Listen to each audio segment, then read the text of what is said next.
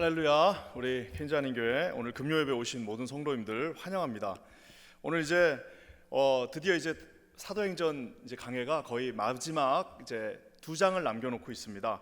이제 오늘부터 제가 금요일 날 이제 사도행전을 원래는 했었는데요. 이 마지막 2장 좀 중요하기 때문에 이번 주부터는 이제 주일 날 저희가 7월 한 달 동안 이 마지막 2장을 끝내도록 하겠습니다. 그리고 이제 금요 예배 때는 이제 우리 7월 묵상 우리 순서에도 있는 이사야서를 가지고 우리 금요일과 또 우리 매일 또 새벽 예배 때 말씀 나누기를 원합니다. 이제 오늘 27장 말씀은요, 우리 바울이 드디어 본인이 그렇게도 원하던 로마로 가는 그 과정, 마지막 바울의 여행. 이제 바울은 이제 이제 신학자들은 이것을 바울의 4차 전도 여행이라고도 말합니다. 그래서 우리가 지난주 박철 목사님께서 1차, 2차, 3차 전도 여행을 아주 잘 설명해 주셨는데, 이제 오늘은 마지막 4차 전도 여행이라고 할 수 있는 이제 가이사랴에서 로마까지 가는 그 길, 그것이 여러분 이제 오늘 이 본문의 말씀입니다. 우리가 그 로마라고 하는 곳을 왜 그렇게 바울이 가려고 했을까? 여러 가지 말이 있지만 우리 존 스타트라고 하는 유명한 신학자가 뭐라고 말했냐면은 이 로마는 모든 것을 다 빨아들이는 자석과도 같은 도시다라고 이야기했습니다. 저는 그 말이 참 맞는 것 같아요. 모든 지식과 모든 물자와 모든 힘이 이제 몰려있는 한 곳으로 몰리는 곳이 바로 로마이고, 그래서 우리가 잘 아는 모든 길은 로마로 통한다는 말도 거기서 나온 것을 볼 수가 있습니다. 지금으로 치면 지금 우리 뉴욕이 조금 힘을 잃었지만 그래도 뉴욕 같은 곳입니다. 모든 인재들이 몰려오고 모든 세계 그 국제기구가 다 이곳에 있고 모든 경제가 이곳에서 다 그 손가락 월스트리트에서 손가락 끝에서 진행되는 것 같은 그런 도시인 로마로 바울이 가기를 원했습니다. 왜냐하면 거기에서 복음이 증거돼야 이제 거기서 폭발하는 복음이 전 세계를 향해서 퍼진다는 사실을 바울이 너무나도 잘 알고 있었기 때문입니다. 그래서 이제 3차 전도 여행을 마친 바울은 2년 동안 이제 가이사랴에 있는 그 감옥 속에서 갇혀 있다가 이제는 로마를 향해서 가는 마지막 4차 전도 여행입니다. 근데 27장과 28장을 이렇게 읽다 보면 한 가지 이제 좀 유난스러운 거 나오는데요. 그건 뭐냐면은 그 가는 길을 지금까지 1차, 2차 전도 여행 보면 그냥 간단하게 이렇게 기술하고 있는 걸 보는데 유난히 길게, 유난히 자세하게 이 4차 전도 여행 말하고 있는 것을 봅니다. 우리가 고린도후서 11장 말씀에 의거하여 바울은 총 3번 배가 파산한 경험이 있습니다. 한 사람이 여러분 삶을 살면서 교통사고 3번 나는 것도 쉽지 않은데 자기가 타고 가던 배가 3번이나 파산했으면 도대체 배를 몇 번 탔겠습니까? 제 생각에는 아마 한 3,000번은 타지 않으셨을까 싶어요. 배가 파산하는 게 쉬운 일이 아니잖아요. 근데 그 배가 얼마나 많이 파산을 했겠습니까? 그런데 그곳에서 3번이나 파산한 경험이 있는데 이제 1번과 2번은 별로 말이 없습니다. 어디서 파산했는지도 별 말이 없습니다. 한 번쯤은 살짝 얘기할 법도 하고, 우리 군대 갔다 오신 분들이 군대 얘기 우려먹는 것처럼 한 번쯤 얘기할 법도 한데 말도 없습니다. 자, 이제 이 마지막 3번째 파산, 이 3번째 이 배가 침몰하는 그 과정이 27장, 28장, 무려 28장 상반부에 걸쳐서 54절에 걸쳐서 배가 어떻게 파산하는가에 대해서 너무너무 자세하게 이 27장과 28장 10절까지 그 말씀에 나와 있는 것을 봅니다. 어떤 혹자는 또 그렇게도 말하더라고요. 예전에 이제 일리아드 오디세이라고 하는 이 그리스 로마 신화에 있는 일리아드 오디세이와 같은 그 이후에 이렇게 배가 침몰하는 과정을 자세하게 써놓은 책은 또 없을 것이다라고 말할 정도로 이 배가 서서히 침몰해가는 과정을 오늘 이렇게 잘 적어놓고 있습니다. 아까 제가 얘기한 것처럼 이 4차 전도여행, 가이사랴 즉 이스라엘 땅에서부터 로마까지 거의 거리가 1400마일 가까이 됩니다. 지그재그로 가면 1500마일까지 되는 굉장히 먼 거리인데요, 그 당시 항해수를 봤을 때 한 60-70마일 간다 치면은 그래도 한 달 정도면 갈 수 있는 거리인데 이 길을 무려 54절에 걸쳐서 하고 있는 것을 봅니다. 제가 가지고 있는 이제 예전에 공부할 때 썼던 책들 보면은 이 제임스 스미스라고 하는 바울의 항해와 조난이라고 하는 책이 있습니다. 그 책 한 권이 바로 이 27장 요 28장 10절까지 말씀을 가지고 쓴 책입니다. 윌리엄 람세이라고 하는 유명한 영국의 여행가죠. 여행가가 쓴 책이 있습니다. 바울 트래블러, 폴 앤 트래블러 해가지고 바울이 이제 여행 가는 그 장면, 즉 그것을 기록한 책도 있는데요. 그만큼 요 짧은 한 장과 두 장, 54절에 걸친 이 말씀이 중요하기 때문에 그렇게 많은 책에서 다루고 있는 것을 보게 됩니다. 바울은 총 배 두 번을 탑니다. 아드라무테노라고 하는, 이거 얼핏 보면은 무슨 경상도 배 같기도 하고요. 아드라무테노 뭐 이러면서 일본 배 같기도 하고, 하여튼 아드라무테노라고 하는, 지금으로 따지면 이게 국내선, 그러니까 이 이스라엘에서부터 시작해가지고요, 이 배는 어떻게 가는 거냐면 이게 쭉 올라가면서 이스라엘 시돈에 갔다가 그 다음에 이제 터키 쪽 갑니다. 그래서 터키로 해서 이제 이렇게 기역자로 이렇게 그냥 연안을 벗어나지 못하고 그 연안에서 가는, 우리로 치면 이제 연안선, 연안 여객선 같은 겁니다. 완행 기차라고 보시면 됩니다. 역마다 다 서요. 그리고 바닷가 멀리도 가지 못합니다. 그 딱 육지에서 얼마 떨어지지 않는 곳에서 이렇게 훑어서 가는 그 아드라무테노를 타고 가는 배로 이야기가 나오는 게 이제 오늘 이야기고요. 거기서 한번 폭풍을 만나고요. 두 번째 이제 그 연안선 타고 갔다가 이제 그 다음에 이제 이번 주일 날에는 알렉산드리아라고 하는 이집트에서부터 로마까지 가는, 제가 한번 찾아보니까 그 당시에 1년에 이집트 그 곡창지대에서 로마까지 15만 톤 이상 되는 엄청나게 많은 그 곡물들이 그 당시로 이제 국제선이죠. 국제선을 타고 이집트 알렉산드리아 항에서부터 이제 로마까지 가는 겁니다. 그러니까 이제 바울은 지금 배를 두 번 타고 가는 겁니다. 아드라무테노 연안선, 국내선 타고 갔다가 이제 다음 주 우리 주일날에 알렉산드리아호를 타고 로마로 가게 되는데, 각각 한 번씩 이 폭풍을 만나게 되는 그 과정에 오늘 이 말씀이 있습니다. 참 감사한 것은, 저는 이 말씀을 지난 한 주 묵상하면서요, 두 가지를 생각했습니다. 하나는 결국 지금 바울의 인생에서 가장 어려운 시간이기도 합니다.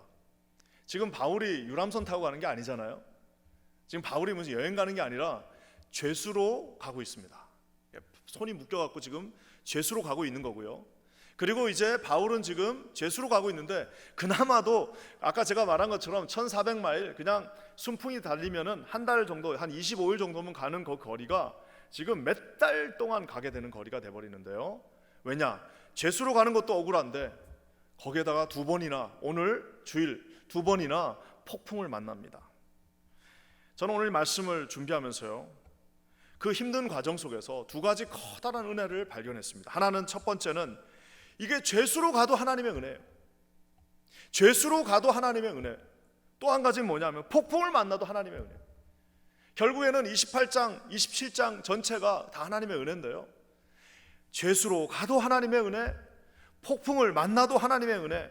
저는 오늘 이 말씀, 죄수로 가도 하나님의 은혜, 폭풍을 만나도 하나님의 은혜, 이 두 가지에 초점을 맞춰서 말씀을 나누길 원합니다. 먼저 죄수로 가도 하나님의 은혜입니다. 우리 옆에 분하고 한번 인사합시다.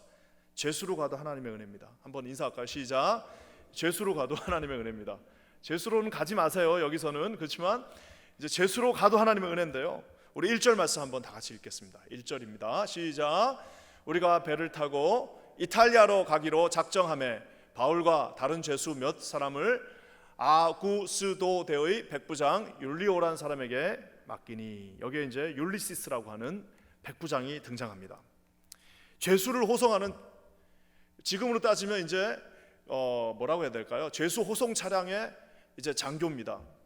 그래서 이제 예루살렘에서 범죄한 사람, 즉 이제 국제 조약에 의해서 로마가 당시 이제 세상을 지배하고 있으니까 강력한 해군과 강력한 육군을 가지고 이제 지중해 전체를 다 정복하고 있으니까요, 보통 사형수들 이제 데려가서 이제 거기서 그냥 놀이개로 삼다가 콜로세움 경기장에서 죽여야 될 죄수들, 아니면 이제 바울과 같은 아주 민감한 정치 사범들을 데리고 가는 호송 장교가 바로 율리오라고 하는 사람이었습니다. 여러분, 지금도 죄수를 다루는 사람들이 무시무시할 텐데 2000년 전에 죄수를 다루는 사람한테는 엄청난 고난이 주어졌습니다. 그냥 데려가다가요, 자기가 마음에 안 들면 찔러서 죽여도 아무 상관이 없습니다. 자기가 그냥 어떻게 해버려도 아무 법 집행에 문제가 없습니다. 그 사람은 그냥 죄수만을 호송하는 장교일 뿐만 아니라 가다가 자기 판단에 맞춰서 이 죄수가 이제는 도망갈 것 같고 이 죄수가 더 이상 말을 안 듣거나 자기가 위험에 처하면 언제든지 자기 칼로 찔러도 아무 문제가 일어나지 않는 무시무시한 사람입니다. 왜 그러느냐? 우리 사도행전 16장에 보면은 어떤 장면이 나오냐면 빌립보 감옥에 있던 간수가 바울이 탈출한 장면에서 어떻게 하죠? 바울이 탈출하니까 자살을 하려고 합니다. 왜 자살을 하려고 했을까요? 그 당시 법입니다. 자기가 맡고 있던 죄수가 도망가면 어차피 그러면 자기가 가서 고초를 당하고 죽게 되느니 그냥 깨끗하게 자기가 죽고 가족 살리자, 이런 마음에서 아마 자살을 하려고 했을 겁니다. 즉 어마어마한 고난과 함께 막중한 책임, 이 죄수를 놓치면 이제 자기가 이제 이렇게 모든 벌을 받게 되는 겁니다. 그러니까 어떻게 해요? 놓칠 것 같으면 그냥 죽여버리는 겁니다. 그 죄수들을 호송하는 무시무시한 율리오라고 하는 백부장인데 어쩐 이유인지는 모르겠지만 처음부터 끝까지 바울한테 너무너무 친절하고 나이스하게 대하는 것을 봅니다. 왜 그랬을까요? 심지어 나중에 보면요, 바울 보고 이제 친구들 만나러 가라고까지 합니다. 이제 딱 서니까 그냥 이제 거기 동네에 아마 이제 시돈 땅에 이제 그 그리스도 예수를 믿는 사람이 있었나 봐요. 그러니까 이제 어떻게 됩니까? 바울 보고 이제 가서 그냥 그 집에서 좀 지내다 오시오 하고 바울을 풀어주기까지 합니다. 얼마나 바울이 그 만 며칠밖에 안 되는 시간 동안 이 율리오라고 하는 간수에게 그 신뢰를 줬으면은 자기가 데리고 있는 죄수가 만약에 마음 먹고 도망가 버리면 자기가 이 죄를 받아야 되는데도 그를 풀어줄 정도로, 자유를 줄 정도로 바울에게 아주 무슨 이유인지는 모르지만 어씀을 할 수 있습니다. 아마 바울의 그 고매한 인격, 그리고 이제 60을 바라보는 바울 이제 선생의 그 뭐라 그럴까요? 풍기는 영적인 그 향기에 아마 매료됐을 거라고 보통 사람들은 말하는데요. 어쨌든 간에 죄수로 가고 있지만 그 옆에는 비록 예수를 믿지도 않지만 이 적국에, 이 제국에 아주 가장 최악에 서 있는 가장 무시무시한 사람이지만 하나님께서는 율리오라고 하는 좋은 사람을 붙여주시는 것을 보게 됩니다.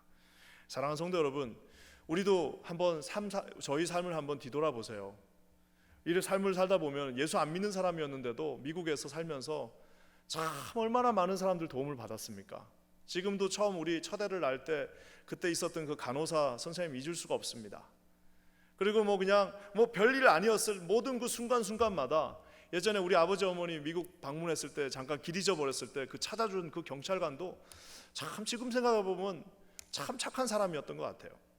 한 번도 본 적도 없는, 어쩌면은 매몰차게 오히려 바울을 막 핍박했을 법도 한 그 율리오라고 하는 그 사람을 하나님께서는 딱 붙여주셔가지고 바울을 로마까지 무사하게 가는 하나의 도구로 사용하십니다. 사랑하는 성도 여러분, 아까 제가 뭐라고요? 죄수로 가도 하나님의 은혜가 거기에 있습니다. 아무리 밑바닥, 죄수기 때문에 아마 배 맨 밑바닥에 있지 않았겠어요? 죄수니까 배에서 제일 맛없는 거 먹어야 되지 않겠습니까? 죄수니까 이제 배에서 제일 더러운 곳에서 자지 않았겠습니까? 그럼에도 불구하고 율리오라고 하는 좋은 백부장을 또 그 옆에 붙여주시는 하나님의 은혜가 있습니다. 그뿐만 아닙니다. 바울에게는 이 바울만큼 행복한 사람이 없습니다. 죄수로 가도 하나님의 은혜가 있는데요, 우리 2절 말씀 한번 읽어보겠습니다. 얼마나 큰 은혜가 있는지 2절입니다. 시작. 아시아 해변 각처로 가려 하는 아드라 뭇데노 배에 우리가 올라 항해할세 마케도냐 데살로니가 사람 아리스다고도 함께하니라. 성경에 나오는 정말 사나이 중에 사나이, 의리의 사나이 한 사람을 들라고 하면은 이제 구약에는 아마 요나단이 있을 것이고요, 신약에는 아마 아리스다고가 있을 겁니다. 아리스다고가 누구냐? 우리가 아는 것처럼 에베소에서 폭도들이 바울에게 매를 들고 바울을 때릴 때 그 바울을 마지막까지 보호한 사람이 바로 이 아리스다고입니다.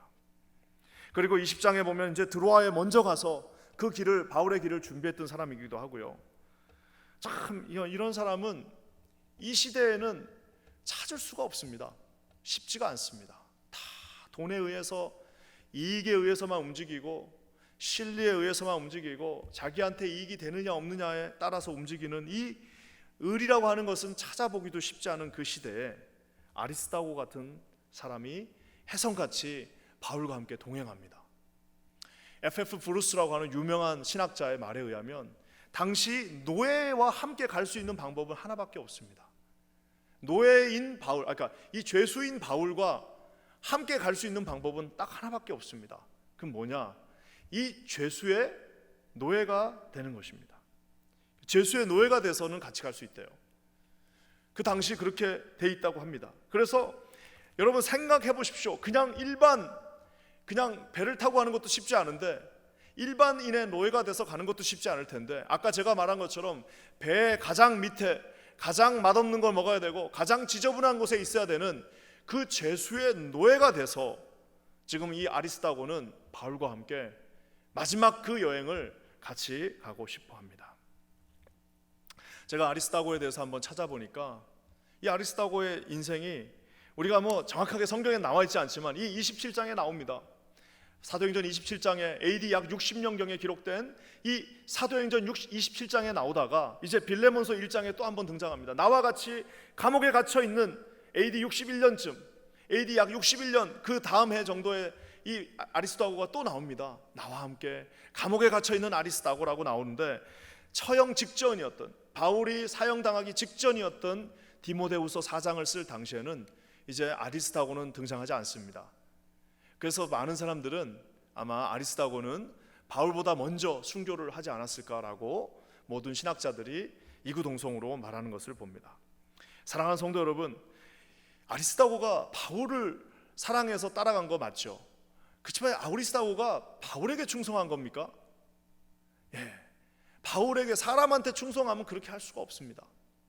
어떻게 사람한테 충성하는데 그 사람의 노예가 돼서, 죄수의 노예가 돼서 그 멀미나는 배를 타고 그 수만 길을 가서 로마의 감옥까지 따라갈 수가 있겠습니까? 지금 아리스다고는 바울에게 충성한 것이 아니라 누구에게요? 우리 예수 그리스도, 자기가 만난 예수 그리스도에게 충성하였다는 사실입니다. 바울이 간다고 그래가지고 아리스다고가 선생님 제가 당신 따라가겠습니다 그러니까 바울이 그래 따라오라고 그랬겠습니까? 막 가라고 그랬겠죠. 나 필요 없으니까 가라고 그러고, 야 너 필요 없다고 윽박도 질려보고 했지만 그 아리스다고가 끝까지 바울을 쫓아 그 4차 전도 여행을 마무리할 때까지 함께 있었던 이유는 그가 우리 예수님을 끝까지 사랑했기 때문입니다. 사랑하는 성도 여러분, 우리가 아는 것처럼 예수님의 마지막 곁에는 여인들이 있었습니다. 제자들은 다 떠나고 여인들이 있었는데 오늘 바울의 마지막 그 곁에 이 아리스다고가 끝까지 쫓아가는 모습을 보게 됩니다. 사랑하는 성도 여러분, 우리 이 패시지를 읽다 보면요, 여기에 이제 나오지는 않지만 또 등장하는 한 사람이 있습니다. 이제 여기가 바로 그 유명한 우리는이라고 하는 그 이제 위 패시지, 전문 용어로 위 패시지, 우리는이라고 하는 이 단어들이 나오기 시작합니다. 아니 지금 재판을 받으러 가는 사람은 바울 한 사람입니다. 죄 지은 사람은 바울 하나예요. 바울 하나 죽고 나면 끝나는 겁니다. 근데 왜 바울만 가는 것이 아니라 아리스다고가 가고 가장 그 당시 엘리트라고 하는 의사 누가가 그 길을 같이 쫓아가고 있을까요? 아까도 말한 것처럼 그렇다면 의사 누가마저도 이 죄수의 노예가 되어서 같이 쫓아가는 것입니다. 왜 그랬을까요? 사랑하는 성도 여러분, 거기에 바로 아까 제가 얘기한 죄수로 가고 있는 그 길도 우리 하나님께서 함께 이렇게 보내주신 길이라는 사실입니다. 예전에 우리 송창식 씨의 노래 보면 우리는이라는 노래가 있습니다. 얼마나 가사가 아름답고 좋은지 여기서 잠깐 부르고 싶지만 참겠습니다. 근데 거기 가사 보면은 그 가사 중에서 참 제 마음에 제일 와닿는 가사는 바람이 부는 벌판에서도 외롭지 않는, 바람이 막 불고 있는 그 벌판에서도 외롭지 않는 수없이 많은 날들을 우리는 다 함께 지냈다 하는 그 가사가 저는 참 와닿아요. 수없이 많은 날들을 바람이 불건 비가 오건 눈이 오건 그 허벌판에서 우리는 함께 지냈다라고 얘기하고 있는데, 오늘 죄인인 이 죄수인 바울에게 있어서 가장 큰 하나님의 은혜는 뭐냐? 하나님이 붙여주신 동력자들, 사람들입니다. 사랑하는 성도 여러분, 저는 우리 퀸자님 교회에 와서 사실 내 인생에서 너무너무 행복한 시간을 보내고 있습니다. 우리 주님께서 부족한 사람에게 너무나도 많은 이 아리스다고와 또 우리 또 누가와 같은 좋은 동력자들을 보내주셨습니다. 먼 곳에서부터 제가 이곳에 부임하는 그날부터 우리 함께 사역하기 위해서 온 또 귀한 동력자들이 있고 또 이곳에서 만난 하나님께서 세우신 귀한 주의 종들이 있습니다. 얼마나 감사한지 모르겠습니다. 정말 이렇게 함께라면 아무리 이거보다 더한 어려움이 와도 이렇게 함께만 우리가 갈 수 있다면은 이거보다 100배가 더 어려운 상황이 온다 할지라도 코로나로 이 모든 것들이 다 무너진다 할지라도 우리 이렇게 함께라면은 끝까지 갈 수 있을 것 같은 그런 믿음의 확신을 가지게 됩니다. 저는 참 감사한 게 우리 퀸즈 안인 교회는 그러한 수없이 많은 귀한 믿음의 동력자들이 있는 교회입니다. 기도하기는 오늘 이 말씀을 듣고 있는 모든 성도들이 하나님이 주시는 그런 죄인으로 죄수로 가고 있다 할지라도 우리 인생의 이 고난의 길 가운데 우리가 홀로 가고 있는 것 같이 느껴진다 할지라도 우리 퀸즈 안인 교회가 함께 걸어갈 수 있는 아리스다고와 같은 또 누가와 같은 수없이 많은 주께서 붙여주신 하나님의 종들이 여러분과 함께 있기를 주의 이름으로 간절히 축원합니다. 여러분 이제 이거 코로나 끝나시면요 이런 동력자들을 만나야 됩니다. 평생 함께 할 수 있는 의리 있고 정말 끝까지 같이 갈 수 있는 내가 좀 잘못해도 받아줄 수 있고 함께 손잡고 갈 수 있는 여러분 그런 정말 끈끈하게 맺어진 정말 내 삶을 함께 바칠 수 있는 그런 하나님의 사람들이 우리 퀸즈 안인 교회 저와 여러분들이 되시기를 우리 주님의 이름으로 간절히 축원합니다. 이것이 여러분 가장 큰 바울에게 주신 하나님의 축복입니다. 죄인으로 가고 있어도 그곳에서 하나님이 귀한 만남들을 허락해 주셨습니다. 또 한 가지 축복은 뭐냐? 폭풍을 만나도 하나님의 은혜입니다. 이거 폭풍을 만나도요 거기 하나님의 은혜가 있습니다. 우리 옆에 사람하고 한번 또 인사합시다. 폭풍을 만나도 하나님의 은혜입니다. 한번 인사해 볼까요? 시작. 폭풍을 만나도 하나님의 은혜입니다. 폭풍을 만나도 아까 제가 얘기했죠. 2번 폭풍을 만납니다. 아드라 무떼노 이 배를 타고 가다가 한번 만나고요. 또 알렉산드리아호를 타고 가면서 그때는 진짜 큰 폭풍을 만납니다. 그래서 그냥 배가 14일 동안 쓰날려 가요. 엄청난 폭풍을 유라굴라라고 하는 그 광풍을 만나죠. 이제 오늘 또 한번 이제 폭풍 조금 요건 작은 폭풍인데 요 폭풍을 만나는데요. 바울의 인생을 표현할 때 가장 바울의 인생을 잘 표현한 단어 중에 하나가 4절에 나옵니다. 우리 4절 말씀 한번 읽어볼까요? 4절 다 같이 읽겠습니다. 시작. 또 거기서 우리가 떠나가다가 맞바람을 피하여 구브로 해안을 의지하고 항해하여. 여기 보면 맞바람이라는 단어가 나옵니다. Wind against us. 우리의 반대되는 바람. 그러니까 지금 아까 제가 얘기한 것처럼 이 연안 여객선이 이제 그렇게 크지 않습니다.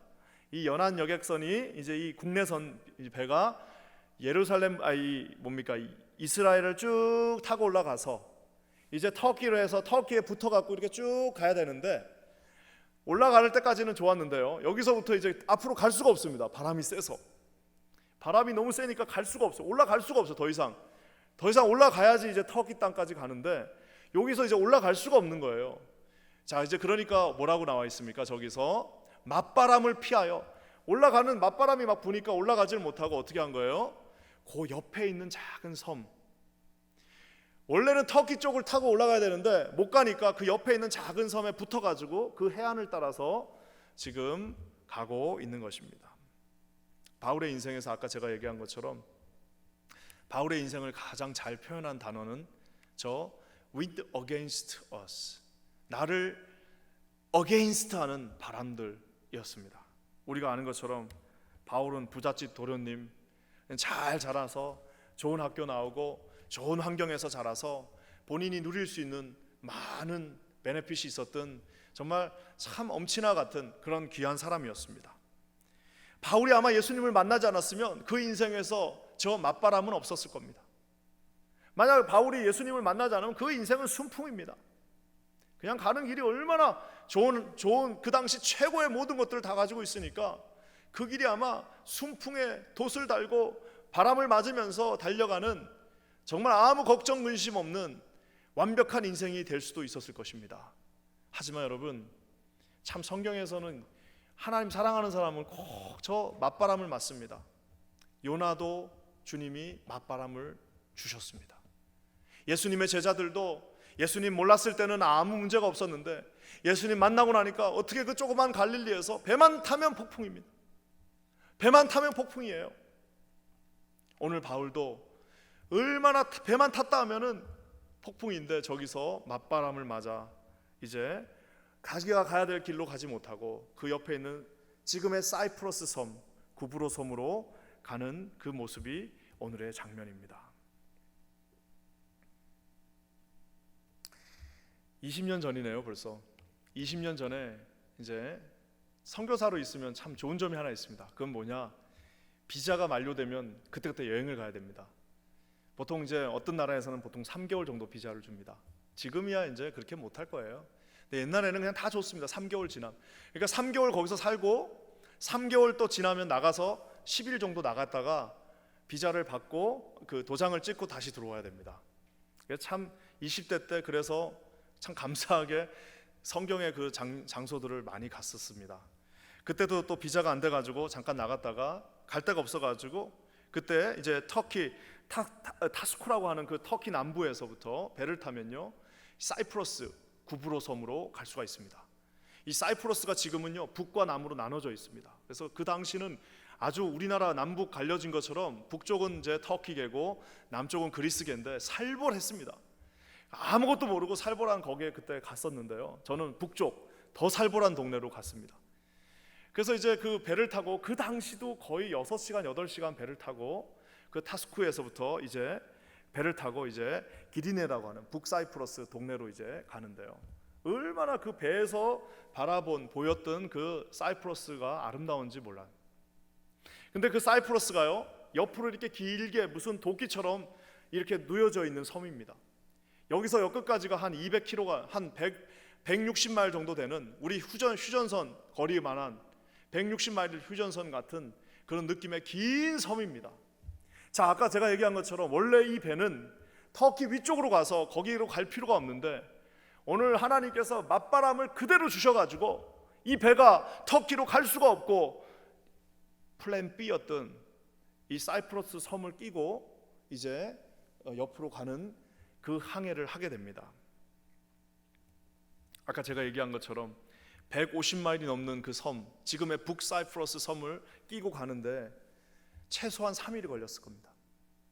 그러니까 이게 무슨 말이냐면요, 그 당시 배가 뭐 해안에서 멀리 떨어져 갖고 앞에 육지가 안 보이는 데서 가는 게 아닙니다. 고조 한 1km 정도 떨어진 거기서 해안 끼고 가는 겁니다. 그러니까 여러분 그 말은 뭐예요? 사이프러스 섬을 3일 동안 바울이 아마 그 배에서 지켜볼 수 있었을 것입니다. 사랑하는 성도 여러분, 이 사이프러스 섬은 바울에게는 어떤 의미의 섬이었을까요? 뭐 여러 가지 의미가 있겠지만 바울에게 있어서 1차 전도여행 안디옥에서 파송받고 가장 먼저 갔던 첫 번째 전도 여행의 첫 사역지였습니다. 그래서 거기서 우리가 잘 아는 것처럼 바예수라고 하는 이 박수부당 만나가지고 막 거기서 영적 전쟁하고 했던, 우리로 치면 처음 은혜 받고 예수님 처음 믿고 막 은혜 받고 막 뜨거워가지고 휴가 내가지고 처음 단기 선교 갔던 그거 기억나시죠? 절대 잊을 수 없는 그 장소가 바로 이 사이프러스 구브로 섬이었습니다. 사랑하는 성도 여러분, 아마 여러분들에게도 그런 장소가 있겠죠. 저에게도 있습니다. 저도요 한국만 가면은 꼭 가는 데가 있습니다. 바로 제가 처음 이제 하나님 앞에 선교 첫 선교 다녀와서 사역했던 그 교회입니다. 그 교회 한국 가면 꼭 방문하는데요. 정말 신기한 거는요, 벌써 25년이 지났는데도요. 25년이 지났는데도 그 역에만 내리면 뜨거워집니다. 마음이. 그 역에만 내리면 내 젊음이 그곳에 거기에 있었던 처음 사역지, 내 젊음의 모든 것을 다 바칠 것 같았던 그 지역에 진짜 역에만 내려도 마음이 뜨뜻해져요. 그리고 그 앞에 초등학교가 하나 있었는데 그 초등학교만 봐도 마음이 참 이렇게 막 벌렁벌렁거립니다.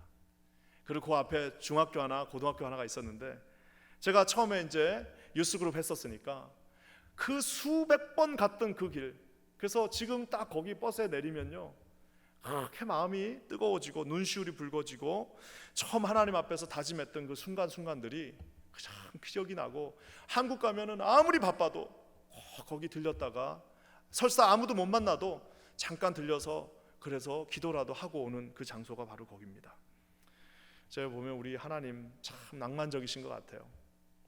우리 사도 바울이 이제 마지막 4차 전도여행, 영적인 사도 바울 아마 어렴풋이 알고 있었겠죠. 이제 거기 가면 이제 내가 이제 거기서 마지막 내 여행이 될 수 있는, 이제 마지막 내 인생의 마지막 피날레를 장식하는, 지금까지 내가 하나님 앞에 섬겼던 모든 것들을 정리하고 이제 마지막 순간까지 디모데후서 4장의 말씀처럼 내가 그 믿음의 길을 걸어갔고 싸웠고 마쳤노라라고 말할 수 있는 그 길에, 마지막에 서 있는 그 길에 이제 딱 가기 직전에 우리 주님께서, 이 로맨틱하신 주님이 바울에게 그것도 딱 1마일 떨어진, 한 1km 정도 떨어진 곳에 배를 타게 하시고 3일 동안 그 자기가 처음 15년 전에 가서, 처음 15년 전에 예수님을 만나고 처음 안디옥 교회에서 파송받아서 바나바와 함께 갔던 그 길, 아무것도 모르고 바울과 바나바가 아니라 바나바와 바울로 2인자로서 그저 조력자로서 가서 사역했던 첫 사역지를 우리 주님께서 바울로 하여금 3일 내내 보게 합니다. 배에서 계속 보면서 무슨 생각을 했을까요? 그 별을 바라보면서 별별 마음이 다 들었을 겁니다. 사랑하는 성도 여러분, 아마 우리 바울은 이 폭풍을 통하여서 하나님은 이미 바울이 로마에서 해야 될 모든 사역들을 마음으로 준비하게 하셨을 것입니다. 그뿐만 아니라 마지막 바울의 그 마지막 순교의 다짐은 아마 그곳에서 3일 내내 그 장면을 쭉 보면서, 제가 아까 얘기한 것처럼 이상하게 거기 가면은, 제가 갔던 그 교회에 가면은 그 교회 앞에 초등학교가 있는데 그 초등학교 벤치에 앉아가지고 참 많이 울었습니다. 그 24살 때 사역을 했으니 뭐가 제대로 되겠습니까? 그 사역지 거기서 그 벤치에 앉아갖고 참 많이 울었는데, 그 벤치에 가면 다시 앉아 있으면요, 그때 그 24살 때 하나님 앞에 다짐하고 선신하고 그 아이들을 위해서 내가 죽겠다라고 했던 그 사명의 시간들이 다 떠오르는데요, 잠깐 한 몇십 분 갔다 와도 그러는데 우리 주님은 단단히 마음을 먹어라, 바울 너 단단하게 마음 먹어라 하면서 맞바람을 주셔가지고 무려 3일 동안 그 자기의 첫 번째 사역지 사이프러스 섬을 보게 하십니다. 사랑하는 성도 여러분, 폭풍 속에서 우리 주님은 다 계획이 있으셨은 것입니다. 우리 주님은 다 계획이 있습니다. 인간이 계획 없이 행동하죠. 인간은 계획을 짜도 그 계획대로 되지가 않습니다. 인간은 다 뭘 계획을 해놔도요, 그 계획대로 되는 것도 없고 안 되는 것도 없습니다. 우리가 이번 올해 얼마나 많은 계획을 짰습니까? 우리 킨자님교회 얼마나 많은 계획을 짰는데 그 계획대로 되지 않지 않습니까? 우리 인간이 짜는 계획은 잘 되지도 않을 뿐더러 설사 된다 하더라도 쉽지 않습니다. 하지만 우리 하나님께서는 한치의 오차도 없이 우리 바울을 그 마음 가운데로 준비시키는 것을 보게 됩니다. 오늘 이 말씀을 읽어보면요, 1절부터 8절까지 오늘 우리 목사님께서 읽어주셨는데 1절부터 8절까지 하나님 한 번도 안 나옵니다. 1절부터 8절 읽으면서 하나님, 무슨 하나님의 은혜 뭐 이런 거 하나도 안 나옵니다. 말씀 9절에 하나님이라는 단어는 단 한 번도 나오지 않지만, 여러분 오늘 집에 가셔서 나중에 1절부터 8절까지 읽으면서 모든 주어에다가 하나님 한번 넣어보십시오. 폭풍을 주신 분도 하나님, 율리오를 만나게 하신 분도 하나님, 아리스다고를 붙여주신 분도 하나님, 그곳에 가다가 맞바람 맞게 하신 분도 하나님, 모든 곳에 하나님의 보이지 않는 손길, 비록 하나님은 등장하지 않지만 누가는 마치 그것을 즐기기라도 하듯 하나님은 한 번도 1절부터 8절까지 나오시지 않지만 1절부터 8절 전체를 움직이시는 분은, 만나게 하신 분도 하나님, 폭풍을 주신 분도 하나님, 그곳에 가게 하신 분도 하나님. 결국에는 죄수와 폭풍은 바울에게 있어서 가장 핸디캡이었지만 죄수와 폭풍은 바울에게 있어서 주님이 주신 가장 큰 축복이라는 사실을 사랑하는 성도 여러분 기억하시기를 주님의 이름으로 간절히 축원합니다. 아까 말한 것처럼 죄수의 그 길은 사실은 수치스러운 길입니다. 그 묶여가지고 가는데 그게 무슨 좋은 길이겠습니까? 수치스럽고 쉽지 않은 길이었지만 아까 제가 얘기한 것처럼 하나님은 좋은 사람들 붙여주시고, 그리고 여러분 로마로 가는 가장 안전한 길이기도 합니다. 백부장이 붙었잖아요. 백부장이 붙어가지고 끝까지 쫓아와 주잖아요. 하나님 앞에서 1차, 2차, 3차 때는 가다가 강도도 만나고 가다가 나쁜 사람들도 만나고 유대인이 돌로 치기도 하는데 백부장이 옆에 있으니까 그저 맞바람 한 2번 맞고 끝나지 않습니까? 그 길이 가장 좋은 길이었다는 사실입니다. 사랑하는 성도 여러분, 그뿐만 아니라 바울은 비록 죄수였지만 결국 나중에는 뭐예요? 바울은 죄수였고 가장 배 밑창에 있어야 되는 사람이었지만 죄수 바울을 통해서 275명, 바울까지 총 276명이 타고 있었던 알렉산드리아호가 바울 한 사람으로 인하여서 구원받게 된다는 사실 또한 여러분 기억하시기를 주님의 이름으로 간절히 축원합니다. 죄수는 수치스러운 이름이었지만 우리를 구원하신 하나님의 가장 큰 선물이었습니다. 폭풍은 장애물이었습니다. 폭풍은 가장 큰 장애물이었지만 바울의 마음을 펌프질하고 있습니다. 3일 동안 그 사이프러스 섬, 자기가 청년 시절에 봤던 그 섬을 보면서 그곳에서 영적 전쟁을 하고 하나님 앞에 섰던 그 첫 번째 사역지를 바라보면서 바울의 마음 가운데 하나님이 펌프질 하십니다. 로마에 가서도 기죽지 말고, 로마에 가서도 절대로 마음이 무너지지 말고 마지막까지 당당하게, 마지막까지 거침없이, 마지막까지 하나님의 영광을 위하여, 마지막까지 하나님의 복음을 담대히 전하라고 우리 주님이 그를 마지막에 막 뒤에서 마치 박싱하는 복싱 선수가 링 사각에 앉아 있는데 뒤에서 트레이너가 막 머리를 이렇게 주물러 가면서 막 수건으로 이렇게 뭐라 그럴까요? 막 선풍기 같은 걸 붙여주면서 바울 단단하게 마음을 먹어라, 가서 훅 피하지 말고 앞으로 가서 펀치를 날려라라고 말하고 있는 것을 우리가 볼 수 있습니다. 사랑하는 성도 여러분, 우리 하나님께서 저와 여러분들에게 비록 우리가 죄수 같은 삶이 우리 가운데도 있을 수 있습니다. 야, 이거 뭐 이거 안 되냐, 뭐가 다 이게 안 되고 나는 밑바닥이구나, 나는 죄수 같은 삶이다, 나는 끝났다, 내 두 손은 이미 묶였다, 나는 이미 이제 소망이 없다라고 생각하실 수도 있습니다. 맞바람이 또 불어오네요. 맞바람이 불어와서 야, 참 나는 지지리도 운이 없다, 해필이면 지금 왜 나에게 이런 일들이 라고 생각하시는 분들도 있을 것입니다.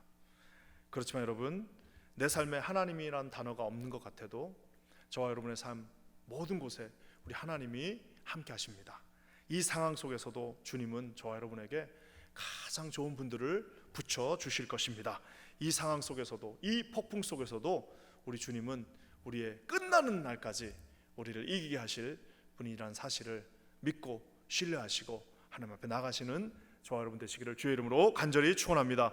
하나님이 죄수로 가도 그것은 은혜입니다. 하나님 가운데서 폭풍이 있어도 그것은 하나님의 은혜라는 사실을 잊지 마시는 저와 여러분 되시기를 주의 이름으로 간절히 축원합니다. 간절히 우리 함께 기도하겠습니다. 하나님 고맙습니다. 주께서 우리 마음 가운데 함께 하셔서 이 귀한 믿음의 고백이 우리 모두의 고백이 되게 하여 주시옵소서. 하나님 아버지, 죄수로 비록 어려운 가운데 쇠고랑을 차고 그 길을 간다 할지라도, 비록 원하는 길대로 아버지 하나님 맞바람이 불어서 갈 수 없다 할지라도 모든 인생의 순간순간마다 함께 하시는 우리 주를 바라보게 하여 주시옵소서. 우리 하나님이 그곳에 계시다는 사실을 우리 깨달아 알게 하여 주시옵소서. 그렇게 하실 주를 찬양합니다. 예수님의 이름으로 간절히 기도합니다. 아멘.